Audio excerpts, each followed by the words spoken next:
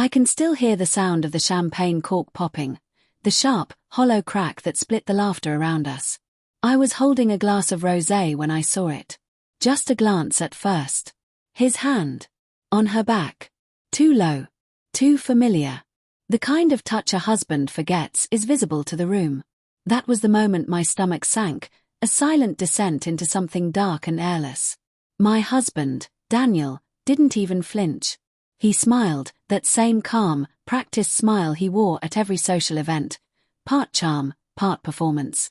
And beside him stood Claire, his co-worker. The one he swore was just a friend. I told myself I was imagining it. That I'd had too little to eat, too much to drink, that the lighting was playing tricks on me.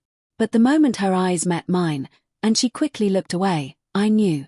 My instincts had whispered before, but that night, they screamed. The party was for Daniel's promotion, a celebration hosted by his boss in a lavish penthouse overlooking the city.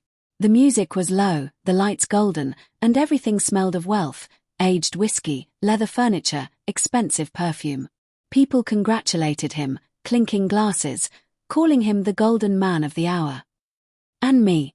I smiled, played the supportive wife, and swallowed the taste of suspicion coating my tongue. As the night went on, I noticed the small things, the way Claire leaned in to speak near his ear though the room was quiet enough for conversation, how Daniel's eyes followed her when she walked away. At one point, she brushed past me, her perfume trailing like an unspoken dare.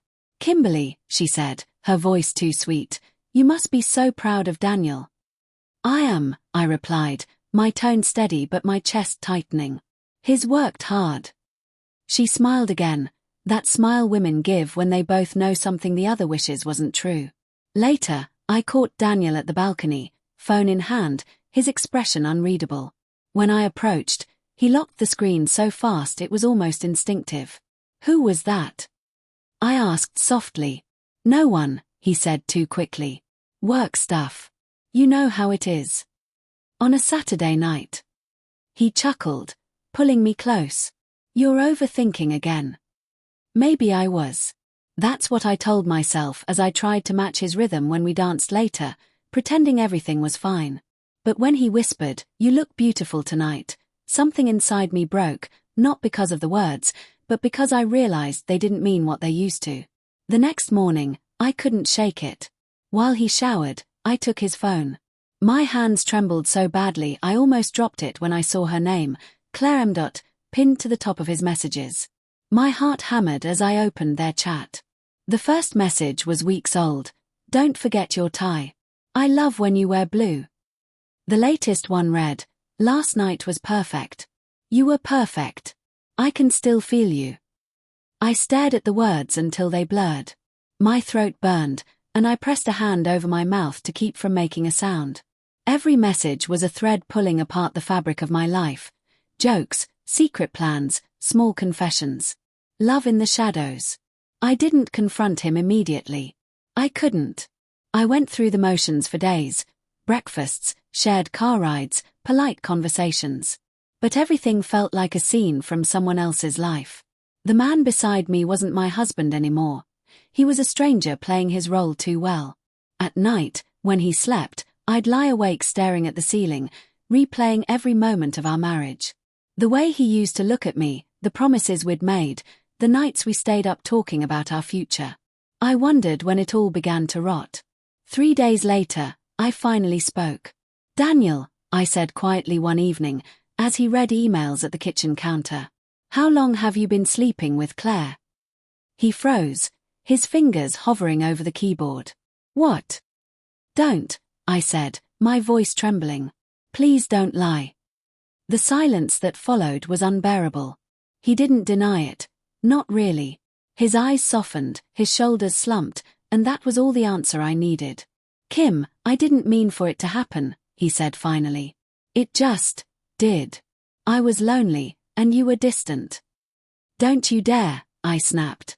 "Don't you dare blame me for your choice." He sighed, rubbing his face. "It's not about blame. It just got complicated. I love you, but not enough," I whispered. The words hung between us, final and heavy. I wanted to scream, to throw something, to make him feel even a fraction of the pain burning through me. But instead, I just stood there, cold and shaking, realizing that no apology, no explanation, could make me unsee the truth. A week has passed since that night. The house feels quieter now, almost haunted by what used to be. Daniel moved in with his brother for space. He still texts, asking if we can talk, saying he made a mistake. I don't respond.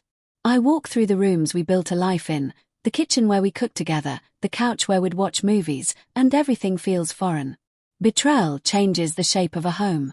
It turns memories into ghosts. Sometimes I catch myself missing him. Not the man who lied, but the man I thought I married. And that's the cruelest part of betrayal. It doesn't just destroy your trust in them, it destroys your trust in yourself. Still, there's a strange calm now. I've stopped replaying the messages in my mind. I've stopped asking why. The truth is simple. Love doesn't vanish overnight, but respect does. And once it's gone, there's no rebuilding it. Last night, I deleted every photo of us from my phone. The final one was from that party, a picture of him holding his promotion award, me by his side, smiling. We looked perfect. But now, when I see it, all I notice is her reflection in the mirror behind us, watching. And somehow, that feels like the most honest image of us that ever existed.